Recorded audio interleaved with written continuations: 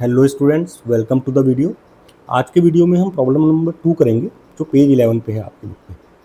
इस चैप्टर की जो फर्स्ट प्रॉब्लम है वो प्रीवियस वीडियो में हो चुकी है, तो अगर आप फर्स्ट प्रॉब्लम देखना चाहते हैं तो आप प्रीवियस वीडियो एक बार देख लो।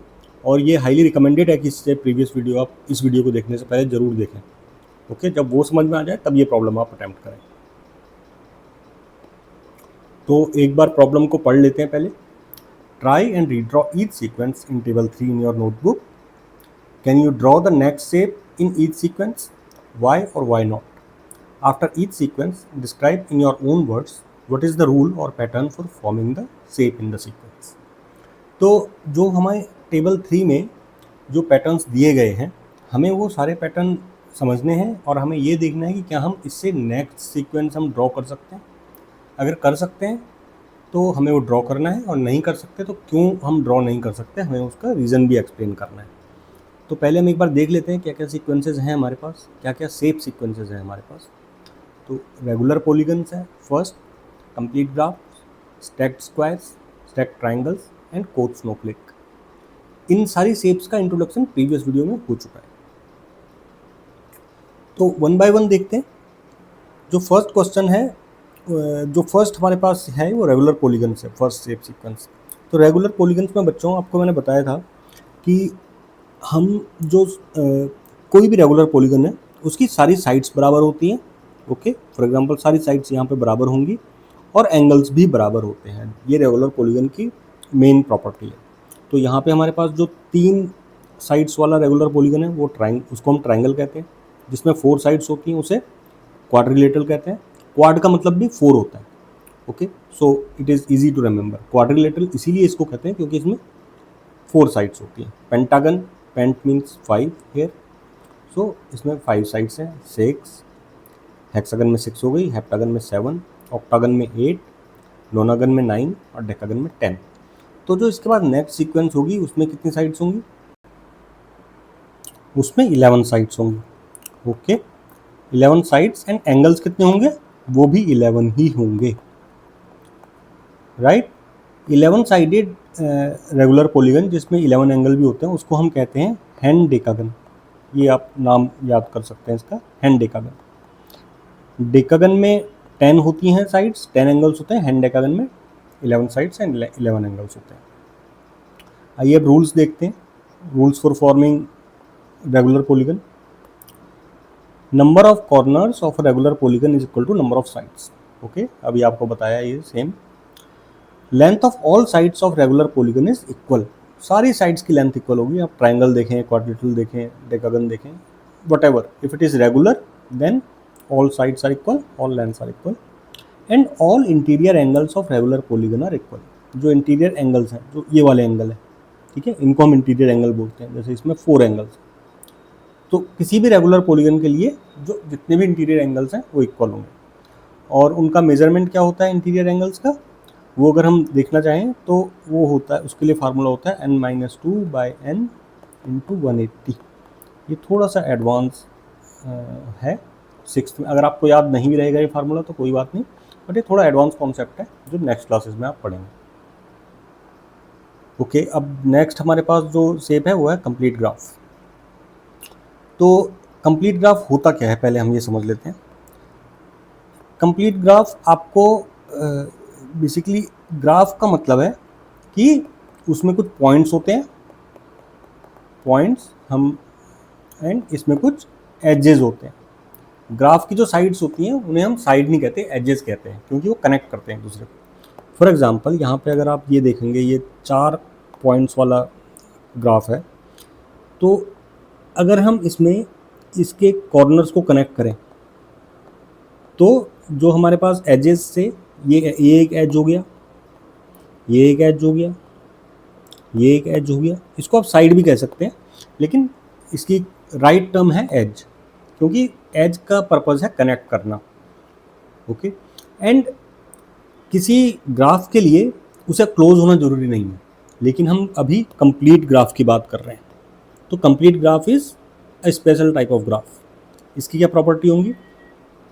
जितने भी एजेस होते हैं इसके सब कनेक्टेड होते हैं, सब एक दूसरे से। तो फॉर एग्जांपल जो ये है ये सबसे कनेक्टेड होगा, इससे भी कनेक्टेड है करेक्टली, करेक्ट, यहाँ पे कनेक्टेड है, यहाँ पे इससे भी कनेक्टेड है, and on top of that ये इससे भी कनेक्ट होगा, एक एज ऐसा होगा, ठीक है। ऐसे ही ये भी सबसे कनेक्ट होना चाहिए, तो ये सबसे कनेक्ट हो गया, वन यहाँ एक एज जिसका ऐसे जा रहा है, एक ऐसे जा रहा है, तो ये कनेक्टेड है। क्या ये सबसे कनेक्टेड है? अभी नहीं है, ये इससे कनेक्टेड नहीं है, तो एक एज ऐसा बनेगा इसमें। अब ये कंप्लीट ग्राफ बना है। तो कंप्लीट ग्राफ के लिए हम रूल पहले समझ लेते हैं। All points of complete graph are connected to each other by straight line. Okay, straight line को हम एज भी कह सकते हैं। ये मेन रूल है कंप्लीट ग्राफ के लिए। एंड अगर आपको नेक्स्ट कंप्लीट ग्राफ ड्रॉ करना है तो आप इस ये जो शेप सीक्वेंस है इसमें क्या आपको पैटर्न मिल रहा है? फर्स्ट में 2 हमारे पास कॉर्नर्स हैं, राइट, सेकंड में 3 हैं, फिर 4 हैं, फिर 5 हैं, 6 हैं। जो नेक्स्ट होगा उसमें 7 होंगे, 1 2 3 4 5 6 7, और आप इनको कनेक्ट कर सकते हैं ऐसे।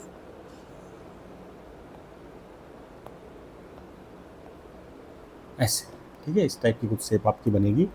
ये अगर हम यहाँ पे पॉइंट ले लें, यहाँ ले लें, यहाँ ले लें, तो कंप्लीट इसको बनाने के लिए हमें जितने भी एजेस हैं उन्हें सबको एक दूसरे से कनेक्ट करना पड़ेगा। फॉर एग्जांपल ये वाला एज अभी इससे कनेक्ट है, okay, this edge is connected to this and this, but this is not connected directly to this. Okay, यहाँ पे हमारे पास कोई कनेक्शन नहीं है, यहाँ पे भी कोई कनेक्शन नहीं है, यहाँ पे नहीं है, यहाँ भी नहीं है।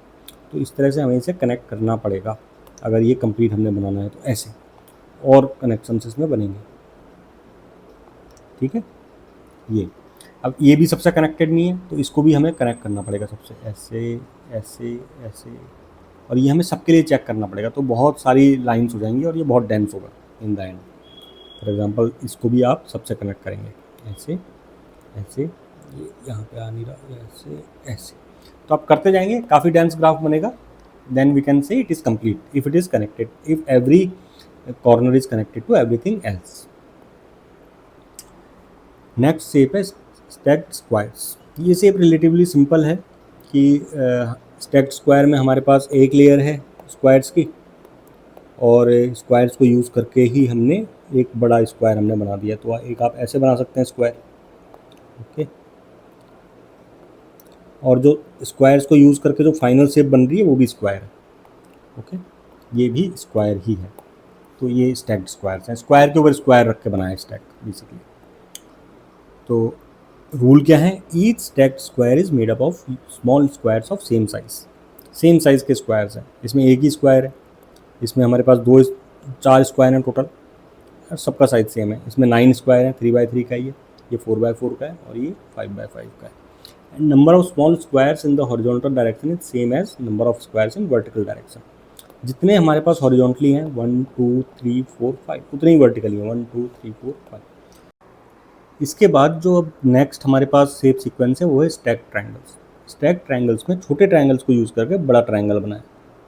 और एक इसमें पैटर्न है, अगर आप ध्यान से देखेंगे तो जो पैटर्न आपको मिलेगा कि फर्स्ट केस में हमारे पास सिंगल लेयर है, ओके, ओनली 1 लेयर। सेकंड में हमारे पास 2 लेयर हैं, 1 2, थर्ड में 3 लेयर हैं, 1 2 3, फिर 4 लेयर्स हैं, 1 2 3 4, एंड फाइनली 5 3 4 5। एक पैटर्न तो आपको ये देखने को मिल रहा है। दूसरा पैटर्न क्या है कि ये इक्विलेटरल ट्रायंगल से बना है, इक्विलेटरल ट्रायंगल, ओके। तो इक्विलेटरल ट्रायंगल मतलब सारी साइड्स बराबर है, ये साइड और ये साइड बराबर है। तो ऐसे आप इसको बना सकते हैं।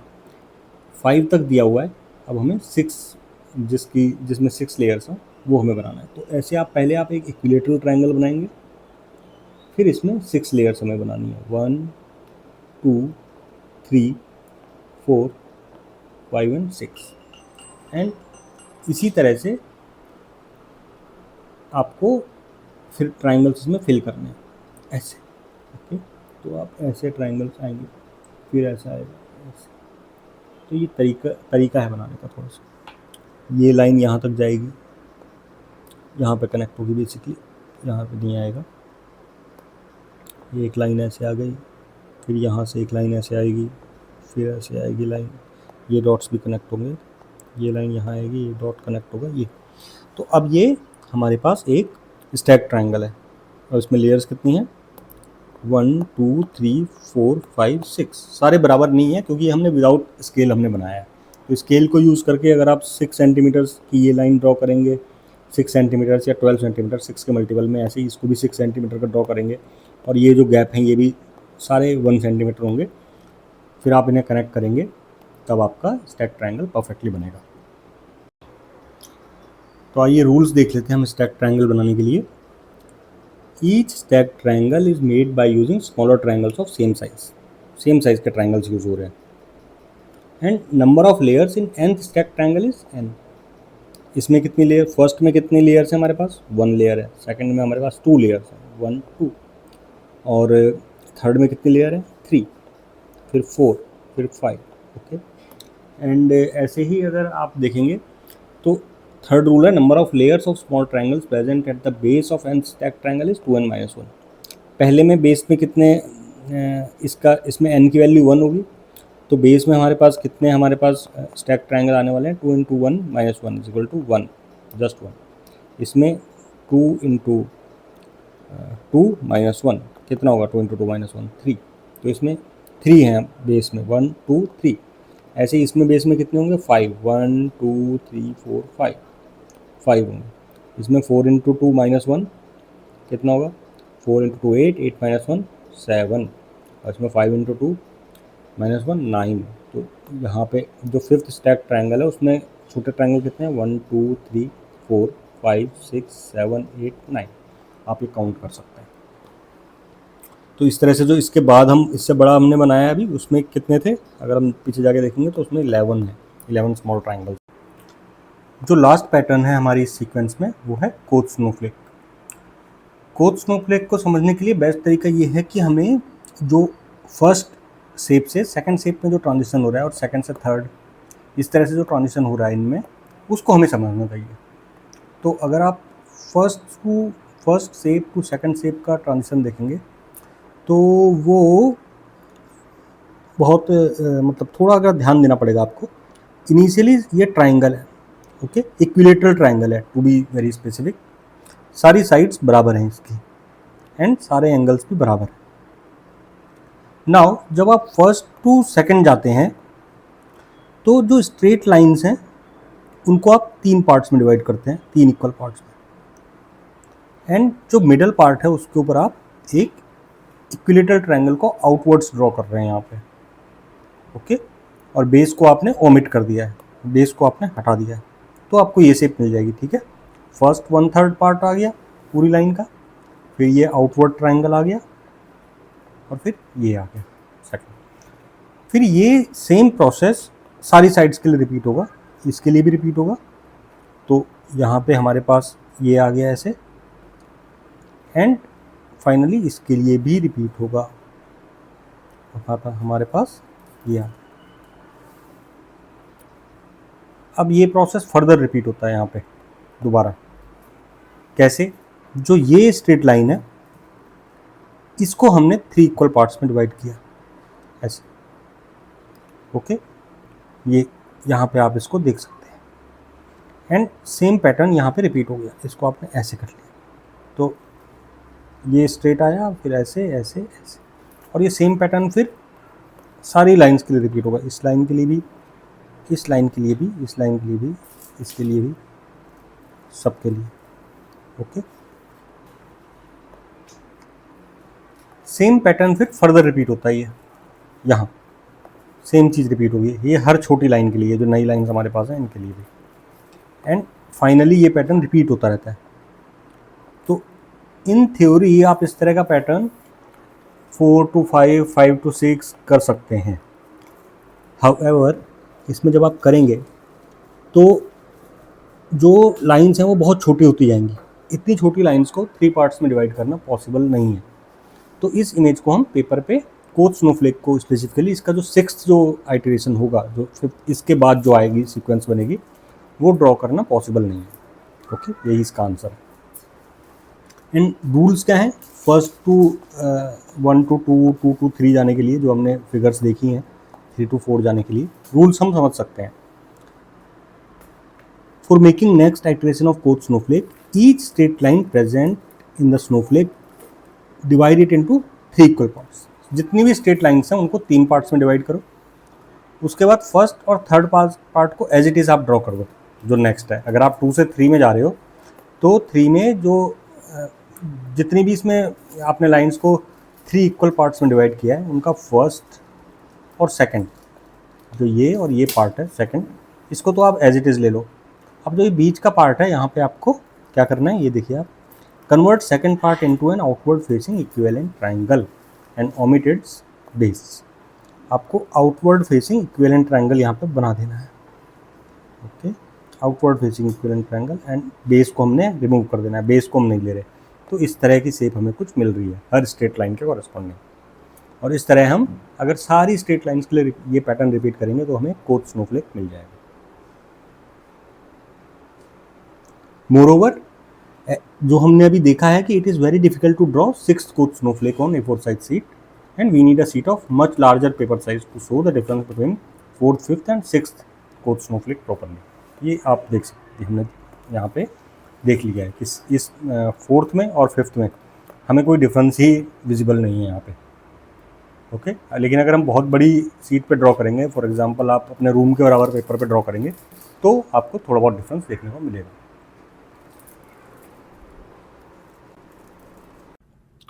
आज के लिए इतना ही। अगर इस वीडियो से आपको थोड़ी सी भी नॉलेज मिली है तो आप इस वीडियो को लाइक ज़रूर करना और कॉन्सेप्ट सूत्रा चैनल को सब्सक्राइब ज़रूर करना। Thank you.